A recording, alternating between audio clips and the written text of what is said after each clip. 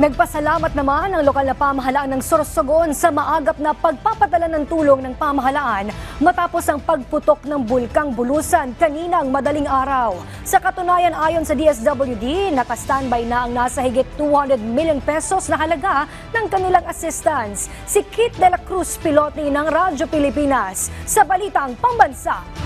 Keith? Princess, lubos na pasasalamat ng provincial government ng Sorsogon sa mabilis na aksyon ng administrasyon ni Pangulong Ferdinand R. Marcos Jr. Ito'y para tulungan ang lalawigan kasunod ng pagputok ng bulkang Bulusan. Sa panayam ng Radyo Pilipinas, sinabi ni Sorsogon Governor Edwin Hamor na agad nagpaabot ng tulong ang mga kinauukulang ahensya ng pamahalaan gaya ng Department of Social Welfare and Development o DSWD. Sa katunayan, naglaan ng mahigit 220 milyong piso ang DSWD Bicol ng relief resources bilang paghahanda sa mga maapektuhan ng bulkang Bulusan. Nagpadala na rin anya ang kagawaran ng 20,000 food packs.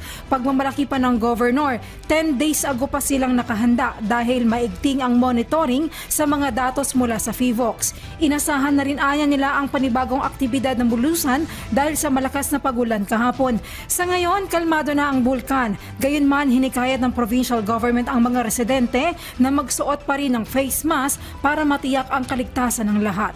Mula sa Radyo Pilipinas, Kate De La Cruz Pilotin para sa Balitang Pambansa.